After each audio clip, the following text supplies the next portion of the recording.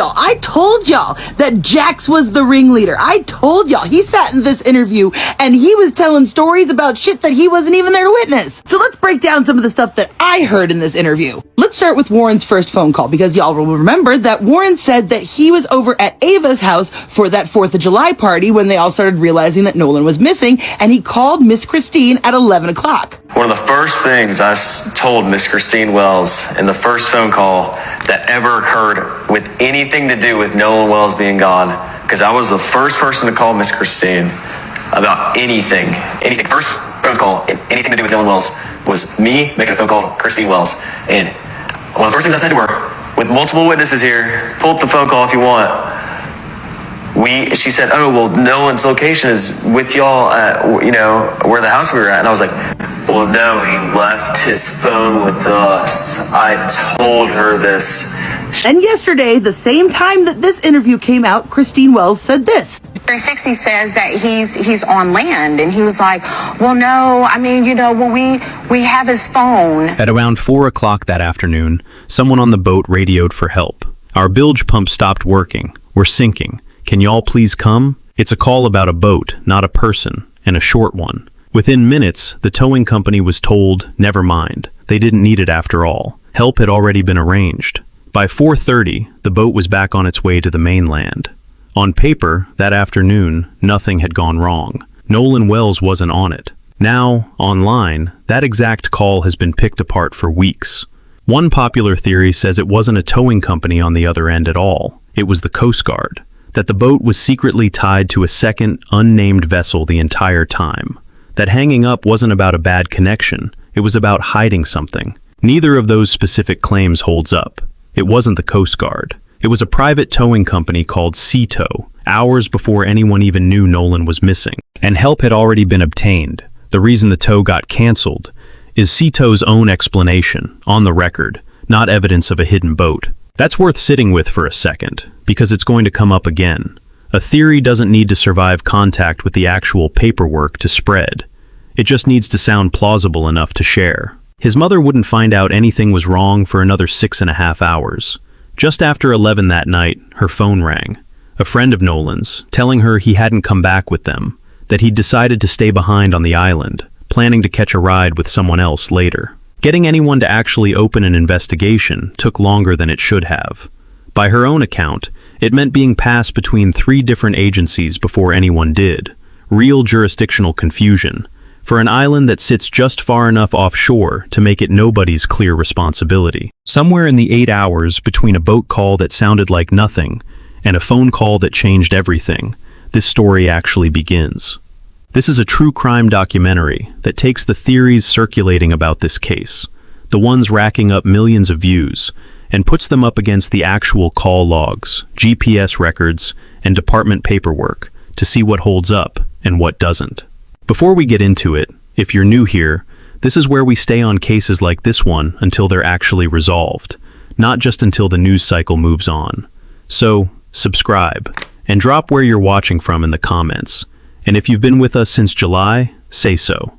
There's more of us than you'd think. Let's start at the beginning. 3 o'clock. The beach. The last time anyone says they saw him.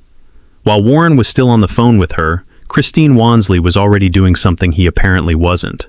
She was trying to find her son. Let's start with Warren's first phone call, because y'all will remember that Warren said that he was over at Ava's house for that 4th of July party when they all started realizing that Nolan was missing, and he called Miss Christine at 11 o'clock. One of the first things I told Miss Christine Wells in the first phone call that ever occurred with anything to do with Nolan Wells being gone, because I was the first person to call Miss Christine about anything.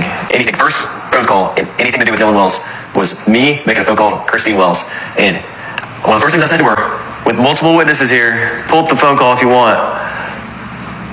She said, oh, well, Nolan's location is with y'all at, where the house we were at. And I was like, well, no, he left his phone with us. I told her this.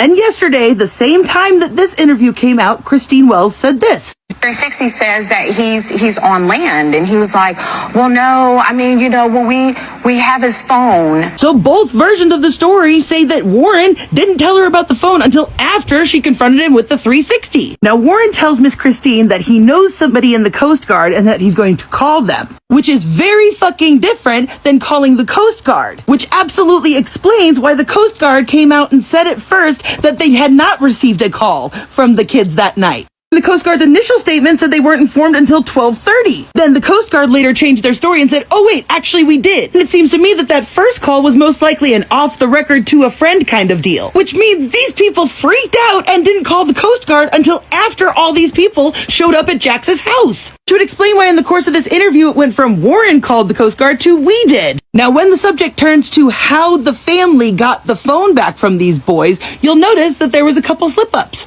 Warren, you weren't at the house, and so you weren't there when they came to get the phone and all that. So now remember, Warren just said that he wasn't at the house when the phone was got. And then Morgan talks about getting a phone call from one of the people in Christine Wells' group. And how did they get the phone back? So I got a call from a kid we went to high school with. He called me just asking me questions. He saw people posting on Snapchat, like the picture that was circulating. Except this picture wasn't posted until July 5th. So how could this picture have been circulating on Snapchat that night? But let's continue. And he called and he was asking questions. He was like, where's Nolan? When's the last time y'all seen him? And then he was like, so where are y'all at? And I told him, I said, we're at Jax's house. And then Warren got on the phone, and I don't know. So they come to my house, right? And they kind of hold on before we get there. Was it confrontational or was it just just trying to find? It was confrontational already. Wouldn't y'all agree? Yeah, he was 110%. He was very confrontational. And when did was this on the night of the 4th or the next day? This was the night when this was before they came and got the phone. So this is the night of the 4th, yes. You guys are missing a part of the story. How did you get from Ava's house to Jax's house? Because Miss Christine is watching you guys on the Life 360. So suddenly she's seeing the phone leave one location and go to another. Of course I would be upset. And now all of a sudden Warren is there when the phone stuff starts happening? He's listening to the phone call? Now I need y'all to remember that Warren also said that the phone was in his truck on the first conversation, as we have from this report. Meaning if we were to believe Warren that he was not there when everybody showed up looking for the phone at some time in between 11 and 1 a.m., so then that would mean after they heard this angry phone call, Warren gets the phone out of his vehicle and puts it in Jax's house and then leaves. There's probably like 10, 15 people in my house I don't even know. And they're all up in our faces, going crazy, asking where Nolan is, and we don't know. And finally they get into Wyatt's face, and they're like, where's your boat? Where's the boat at? Demanding his address. Demanding his address and stuff like that. And he finally ends up giving it to him. There, we give them the phone. They have the phone at this point. Then they get the address to his house. Then they go to his house. And they're searching all over his boat, what I heard and stuff like that. Well, anyways, I don't really know much about that, but they come back to my house at around 1 o'clock in the morning. We called law enforcement. I was with Wyatt at the time after we left Jax's house that night. I was with Wyatt, and one person we were with saw that their location was actually headed towards Wyatt's house. And so Wyatt got on the phone with 911 and was like, hey, these people are on the way to my house or already at my house. My mom and my dad are there alone, and they know nothing about this. But Wyatt's mom actually, when they were looking at the boat, they were actually walking from the boat, and she came out and started talking to them. Okay, so let me get this straight. Wyatt, Morgan, and Jax were all together. Warren was gone for some reason at this point. 10 to 15 people just barge into your house. Don't know why your grandparents weren't around. That might explain some things, huh? Guess y'all had the house all to your fucking self that weekend. But then they ask Wyatt for his address so that they can go look at the boat. Wyatt gives them the address. They start heading over there. Wyatt and Morgan get into a car and leave Jax's house. Somebody else that you were with that we aren't hearing about is tracking someone else's phone. I don't know if it was somebody who was with the group that they had access to, or if they were tracking Nolan's phone and they saw it was heading to Wyatt's house. And even though Wyatt gave them the address, and instead of calling his parents, he calls 911 and tells them, my parents don't know anything about that's going on. Can you send police over there? Now, mind you, it was about half an hour after being on the phone with Warren that Christine was able to actually call and report him missing. But she was having to go back and forth and go down to all these different agencies because nobody would fucking help her. And frankly, I want to know why all of this confrontation was left out of the fucking report. Like, if this family had to be removed from 2 different properties by the police, why is there no record of that? And in fact, it wasn't until after these confrontations that MDMR and Ocean Springs Police apparently had their little conversations about who was going to be taking over the case. Because remember, the Jackson County Sheriff Lieutenant told them that deputies had spoken with several friends that had traveled to the island on the vessel with Nolan, and that when they were left, he was in the company of an unknown female. So now, even though Warren had supposedly called the Coast Guard, all these family members are telling the police that the kid is missing. These are the people that last saw them. They're all like, we last saw him on the island. Still, the deputies said that they did not have reason to believe that there was any water-related exigencies or emergencies. Don't worry, y'all. I've got a lot fucking more to say about this stuff, so come back for part 2. I'm going to be immediately recording it because Warren fucked up pretty badly in this interview, and I'll show you why. Where we had left off, Warren had already called Miss Christine, and then they somehow ended up at Jax's grandparents' house. That's where they all stayed that weekend, and so that's why Nolan's keys were over there. They had to have been at the grandparents' house, who mysteriously never showed up during any of these confrontations. Somehow the phone had gone from the party that they were all at to Jax's place, and then Warren left after a phone call to Morgan. According to them, 10 to 15 people showed up and just walked into Jax's house and demanded the phone. Wyatt gave the address in which the boat was at. They all start migrating over there. Then Morgan and Wyatt and another friend are tracking their 360s and seeing that they're going over to Wyatt's house. Then they call 911 to tell them that the police are on the way to his house. Then they're searching the boat, and then they come back to Jax's house around 1 o'clock in the morning, according to him. Mind you, that's when they explain to the police about their friend being missing. And so then the report says at 1:38 in the morning, the Jackson County Sheriff's Office say that they spoke to several of the friends that were on the vessel with Nolan, saying that he was in the company of an unknown female. But Morgan, Jax, and Warren all claimed that they did not travel to the island on the same boat as Nolan. So who did they talk to? Because it sounds to me like they had told the police that they were on the same boat as him. Keeping in mind that this is what Warren told Miss Christine. Named Katie. And so then it turned into, Katie is also missing. No one can find her. And the explanation of no one knows this Katie, like we've never met her. And Tristan said this. I was talking on my other buddy's phone, talking to Warren. He was dialing Coast Guard because he hung up the phone and was like, hey, this is them, bye. And hung up the phone. And that was the last time I talked to him. Mind you, Tristan is friends with Katie. They are mutuals. I have confirmed this. So now that we've got that timeline fucking straight, let's back up to something that Warren said during this interview. If you're motivated enough to do it, yeah. Like, I made a phone call to my mom, and I had to call her like 8 times before she picked up because either her service was bad because she was on the back side of the aisle on the south side, or my service was bad, and it was just hard to get through. Do y'all see that? Let me play it again slower for you. Either her service was bad because she was on the back side of the aisle on the south side, or my service was bad, and it was just hard to get through. Oh no. Not only did Warren confirm that his mom was on the south side of the island, but Warren himself said that if you're motivated enough, you can call somebody. I tried calling my mom 8 times. Yet this is what he said last time. A little off the island. You have cell coverage, and even on the island, like I called my mom when we were on the island, it was fine. So which is it? Did you call your mom with ease, or did you try to call her 8 times because you were motivated to get in touch with her? But Warren wasn't the only one to slip up, because listen. And he's on the phone with Cito, and he's trying to get them on the phone. And as he stated in the moment, he's like, Cito's just asking all these dumb questions. I can't figure out what's going on.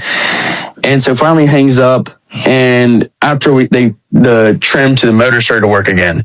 So they manually trim it down by the buttons on the motor, trimmed it down, and some electronics started to come back on, and they got the boat to crank over, and they're like, all right, untie us.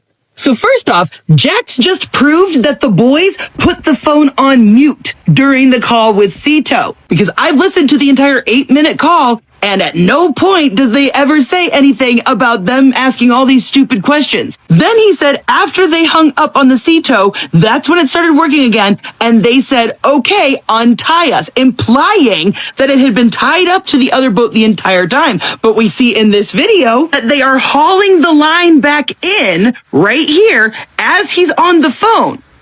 See, you can see right here where the line is being pulled in from across the way where the boat is stationed.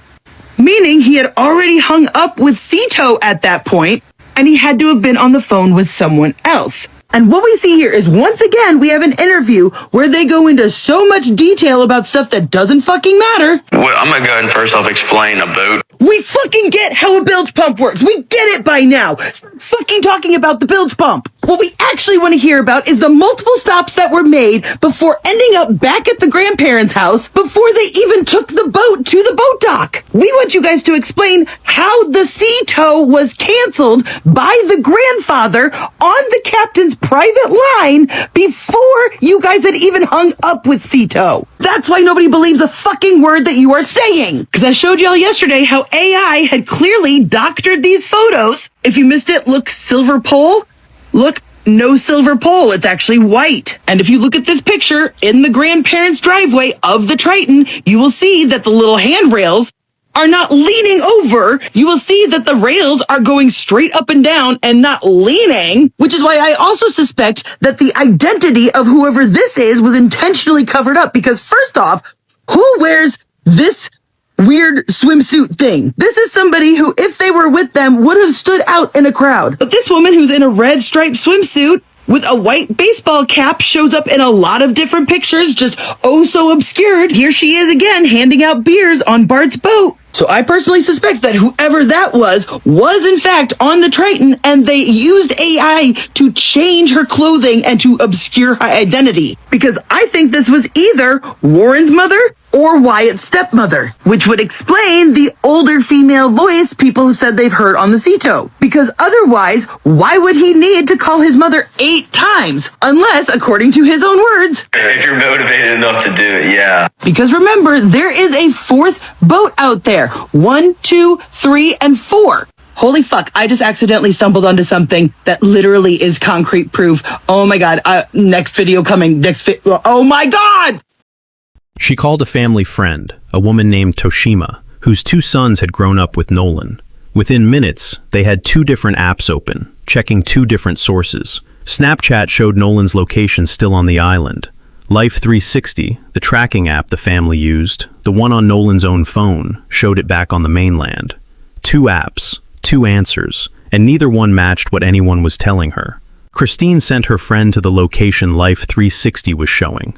Meanwhile, her husband Elmore drove to the house where Nolan had slept the night before the trip, looking for his son's keys. He was told at first they weren't there. They turned up later, sitting on top of an Xbox. The phone itself came back with the boys. That part isn't in dispute. What happened after is where the family says the real questions start. Online, this gap has been mapped out in detail, house by house, minute by minute, a full reconstruction of exactly where that phone supposedly traveled that night. None of that specific timeline has been independently confirmed. What has been confirmed is simpler and arguably more damning on its own. When Christine finally sat down and went through her son's phone herself, she says both of his Snapchat accounts, the ones he used constantly, the ones that usually filled up with videos every time he was out with friends, were completely empty. That can't be, she remembers thinking. Warren Hudson has since denied, on the record, that anyone touched or deleted anything on Nolan's device. Nobody has presented evidence either way. What's not in dispute is that 3 weeks later, the family's attorneys filed for subpoenas. Not blog posts, not TikTok threads, actual court filings, demanding that Snapchat, Life 360, and 4 other platforms turn over Nolan's full account history, timestamps included. That's not a family accepting an explanation. That's a family deciding they needed more than one. And it's the same question the phone raised on the very first night. If 2 tracking apps can't agree on where someone actually was, what else about that night doesn't add up? By the time Christine Wansley's report was actually being processed, it wasn't as simple as one call to one agency. She'd called MDMR, the Mississippi Department of Marine Resources, at 11:49 that night. MDMR forwarded her to the Jackson County Sheriff's Office. The Coast Guard was notified too, according to the records later released. 3 agencies, one missing 18-year-old, and an island that sits far enough offshore that nobody could immediately agree whose jurisdiction it actually fell under. By her own account, that's exactly what happened. Back and forth, agency to agency, before Jackson County finally opened a report. That night, in a McDonald's parking lot, Nolan's parents sat down with a deputy and told him everything they knew. The search that followed wasn't small. The Sheriff's Department, the Coast Guard, MDMR, the National Park Service, Wildlife and Fisheries, the Biloxi Fire Department, even the Cajun Navy, all of it, converging on a barrier island most people outside Mississippi couldn't have placed on a map 48 hours earlier. By the following evening, MDMR had a patrol boat running sonar over the island's northwest shore. The results came back inconclusive. Bad weather cut the search short before it finished. Somewhere in that search, one detail entered the official record that ended up driving a huge share of what's been argued online ever since. According to a Department of Marine Resources police report, several of the friends who'd been with Nolan told deputies that when they left the island, he was in the company of an unknown woman, and that he'd chosen to stay behind. That single line, an unnamed woman in a report, is the seed of almost every theory that's followed since. One person who knew Nolan wasn't buying the chose to stay part, Javon Williams, a friend who'd seen him on the island that day, told CNN he'd never known Nolan to do that, not once. He's always been a guy where if he rode with you, he's going to come back with you, he said. That's always how he's been every single time. Nolan's family said much the same thing, in their own words. They'd always taught him that if you go with a group, you stay with the group. Neither of those is proof of anything. A friend's read on someone's character isn't forensic evidence, and an unnamed woman in a police report isn't automatically a conspiracy. But it's a real, documented gap, the kind that doesn't need a theory stacked on top of it to already be worth asking about. The friends who left the island that day gave investigators a reason for leaving Nolan behind. They said he wanted to keep talking to a girl. For weeks, she was only an unknown female in a police report, enough on its own to fuel a lot of the theories that have circulated about this case since. What's actually confirmed is who she is, and that her own account doesn't match the boy's story at all. Her name is Katie McCormick. She was 19, and according to her older sister Gracie, Katie never even realized she was the reason anyone thought Nolan stayed behind. By the boy's account, through Warren and his mother, Nolan told them to leave without him so he could keep talking to Katie. By Katie's account, relayed through her sister, she thought the opposite. She assumed Nolan was climbing back onto the boat with the friends he came out with. She had no idea he was staying on the island at all, let alone staying for her. Her sister's read on it. Katie simply assumed none of them would actually leave him behind. 2 accounts, both from people with no obvious reason to lie. And they can't both be true. Ben Crump, the family's attorney, put it about as plainly as it can be put. One side says Nolan got on the boat, the other says he didn't, and somebody isn't telling the truth. To be clear about what that does and doesn't mean, Katie McCormick hasn't been accused of any wrongdoing by investigators or by Nolan's own family, who've said publicly they support her. She wasn't even with the same group that day. She was there with different friends and left the island with her brother and his fiancée. When people online defended her, her only public response was brief, that she was praying for healing and that the whole situation was terrible. This isn't a story about Katie McCormick lying. It's a story about 2 accounts of the same 20 minutes that don't line up, and a family still waiting to find out which one is closer to what actually happened. By July 6th, the search had stopped being something happening far away, on the news, to strangers. It was Nolan's own high school football coach, out on a private boat with Nolan's parents, searching the water themselves, coordinating when they could, with the official Mississippi Department of Marine Resources patrol boat working the same stretch of coastline. That morning, Christine Wansley posted to the growing number of people now following her son's story. She didn't have new information. She had a mother's plain, unbearable hope. She wrote that her family had so many questions, that their hearts were breaking, and that she kept waiting for Nolan to walk through the door, with his smile, and a joke, like always. A few hours later, that hope ended. At around 8:45 that morning, a National Park Service ranger found a body in the water off the northwest end of Horn Island, the same stretch MDMR's boat had been working.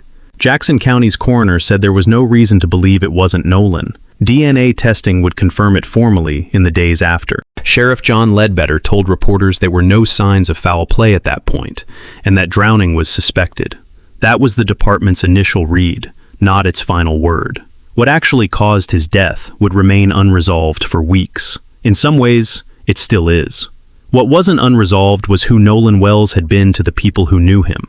His head football coach at Ocean Springs, Jake Bramlett, remembered him as humble, respectful, hard-working, the kind of player who led simply by the example he set, whose character mattered more than his stats. His high school principal remembered him warmly, too, as a standout student and a genuine part of the school community. Nolan Xavier Wells was 18 years old, and for the first time since that 4th of July afternoon, the question everyone had been asking, "Where is he?" finally had an answer. It just wasn't the one anyone wanted, and it didn't come with any explanation for how he got there. Nolan's body had already been through one autopsy by the time his family got a second one done. The state's exam happened first, on July 7th, performed by the Mississippi State Medical Examiner's Office. Standard procedure in Jackson County, when a cause of death hasn't been determined, is to keep those results sealed until a grand jury sees them. So officially, nothing came out of it. Not yet. That silence is part of why Nolan's parents, through Ben Crump, arranged for a second, independent autopsy. It was performed by forensic pathologist Dr. Roger Mitchell, but by the time Mitchell got access to Nolan's body, nearly a week had already passed since the state's exam, and the state had retained key parts of Nolan's neck, including his trachea and hyoid bone. His organs had already been dissected. That meant Mitchell couldn't directly examine Nolan's airway or lungs for water, or his stomach for its contents, the kinds of things that actually help establish whether and how someone drowned. Given all of that, here's what the independent autopsy actually found. No lacerations, no skull fractures, no deep tissue injuries that Mitchell could identify. But because of what was missing, the retained neck tissue especially, Mitchell wrote that he could not rule out an injury to the neck as a contributor to Nolan's death. Cause and manner, undetermined, pending further investigation. Not, no injury found, undetermined. There was one specific finding that got the most attention, an area of red discoloration in the soft tissue at the back of Nolan's head. Crump brought in an outside expert to speak to what that could mean, Dr. Kendall Von Crowns, the chief medical examiner for Tarrant County, Texas, who had no involvement in the case itself. Von Crowns said the discoloration could represent ordinary decompositional changes to the muscle. Or, he said, it could represent blunt force injury. Based on what was available, there was no way to say which. Mississippi's own Public Safety Commissioner, Sean Tyndall, read the same report differently. He said he'd reviewed it out of curiosity, and that in his view, the findings didn't show any signs of trauma at all. 2 officials, 1 report, 2 different takeaways. That's not a contradiction that proves anyone's lying. It's what happens when a finding is genuinely ambiguous, and different people read it through different assumptions about what actually happened on that island. What isn't ambiguous is this. Nearly 7 weeks later, nobody, not the family, not the public, not even, as far as anyone can tell, investigators themselves, has a confirmed answer for how Nolan Wells died. While the medical questions stayed unresolved, other parts of this case moved forward, and not all of that movement has been good. The state's autopsy is now officially complete. Once the full death investigation wraps up, the results, along with everything else gathered, go to a grand jury, which will decide whether anyone faces charges. One attorney close to the case has estimated that could happen within about a month. Even then, the findings likely won't be made public until after the grand jury has seen them. In the meantime, this case has produced something else: real criminal threats against real people. As of early August, 3 separate people have been charged for threatening individuals connected to this case. One man is accused of calling 2 witnesses and threatening to kill them and their families. Another was arrested for threatening a sitting judge, who happens to be the mother of one of Wells' friends, over social media. A third sent bomb threats to 2 separate government offices in the same afternoon. These aren't anonymous rumors or comment section arguments. These are federal and state criminal cases, actively being prosecuted, growing directly out of the online conversation around this case. That's part of why several of Wells's friends have now retained their own attorneys, not just to respond to the investigation, but specifically in anticipation of defamation lawsuits against people who've named them online. And it isn't only flowing in that direction. On the day of Nolan's funeral, his own family's attorneys sent formal notices to his friends and their families, the kind that typically precede a wrongful death lawsuit, telling them, in writing, that litigation is reasonably anticipated. Meanwhile, national attention hasn't slowed. The Congressional Black Caucus has formally asked the U.S. Attorney General and the FBI Director for a federal review of the investigation. And on August 19th, tomorrow, as this case stands, Nolan Wells would have turned 19. His mother put it simply a few days ago. Most parents get to hug their kids, call them, celebrate another year with them. She doesn't get that anymore. There's a vigil planned in Biloxi. Ben Crump has called for a day of prayer. Whatever comes out of the grand jury, whatever the toxicology eventually shows, none of it changes what this case has already cost the people closest to it. A missing year, a missing explanation, and, now, an actual criminal record of people who decided the right response to a grieving family was to threaten someone. There's one story in all of this that connects back to almost everything we've already covered, including that first call to Cito. His name is Bart Edmiston Jr. He's 21, a punter at the University of Wyoming, and he played football with Nolan back at Ocean Springs High School. He was on Horn Island that day, one of hundreds of people there for the holiday. And according to his family, when a boat near his, the one whose bilge pump had failed, needed help, Bart's the one who came alongside and towed it. That's it. That's his entire documented role in this story. He helped a boat in trouble on a crowded holiday afternoon.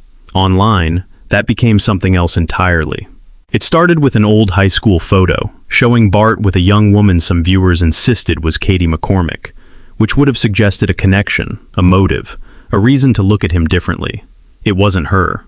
His attorney says Bart didn't know Katie before her name became part of this story at all. Some listeners also claimed to hear his name in the background of the Cito recording.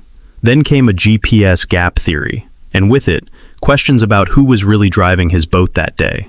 According to Bart's family, he drove his own boat to the island, and he drove it home. More than 20 people across 2 boats could say the same thing. He's given investigators his phone, his boat, his GPS data, sat for interviews, and handed over a list of witnesses, without a warrant, without being asked twice. At no point has he been named a suspect. None of that stopped what came next. His family says Bart received a credible death threat. The FBI, state, and local law enforcement all got involved. One online creator, with a following in the hundreds of thousands, had shared his home address, his family's land records, and where he worked. That's who his attorney served with the first cease and desist, and his family says it won't be the only one. They've hired a private investigator to track down anyone else who's defamed them, calling it a potentially nationwide effort.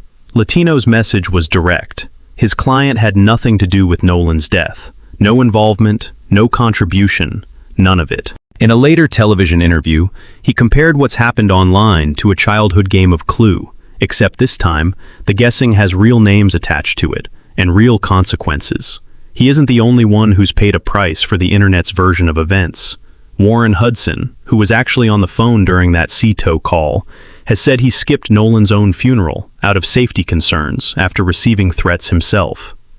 Nobody in this story asked to become a suspect in the public's eyes, and as of right now, not one of them has been named a suspect by anyone whose actual job is to investigate. Here's what's actually true, once you strip away every theory that didn't survive contact with the paperwork. A private boat call got mistaken for a federal one. A tow line that proved a hidden second boat turned out to have an innocent explanation, on the record, from the company that made it. A former officer's commentary got treated as case evidence. An old photo got mistaken for a woman who wasn't in it. A man who towed a stranger's boat on a holiday afternoon became, for a while, the center of a murder theory, one his family is now suing over, with federal and state law enforcement backing them on the threats it produced. None of that means there's nothing here. It means the real questions are narrower and harder than most of what went viral. Here's what's still genuinely open. The independent autopsy couldn't rule out an injury to Nolan's neck, not because it found one, but because the tissue that would have shown it wasn't available to examine. The red discoloration on the back of his head has two plausible explanations, and nobody with the authority to say which one is right has said so publicly. A formal, more measured independent review, one that draws no conclusions about anyone's guilt, still found a real, unexplained gap in the timeline between when Nolan was last seen and when the boat actually left the island. And two people who have no obvious reason to lie to each other, Katie McCormick and the friends who left Nolan behind, are telling two accounts of the same 20 minutes that can't both be true. Those aren't manufactured mysteries. Those are the actual, still open parts of this case. And underneath all of it is the part that doesn't need a grand jury to confirm. An 18-year-old is dead, and his mother is still waiting for an explanation good enough to make sense of it. She still posts. She still asks. On what would have been his 19th birthday, she won't get to call him. At the same time, a family in Wyoming is hiring private investigators, not to find out what happened to Nolan, but to find the people who decided their son was guilty of it, based on a bracelet, a photo, a piece of audio nobody can even agree they heard correctly. Both of those things are true at once. That's what this case actually is right now, not a solved mystery, not a cover-up with all the pieces already in place. A family without answers, and several other families paying for answers other people invented. If the grand jury moves forward the way attorneys expect, we'll be back with what comes out of it, the parts that are actually confirmed, not the parts that are just shareable. Until then, if you've made it this far, you already know more about the documented record in this case than most of what's circulating about it. That's not a small thing. Hang on to it, the next time you see a video promising to have finally cracked it. Thanks for watching. I'll see you in the next one.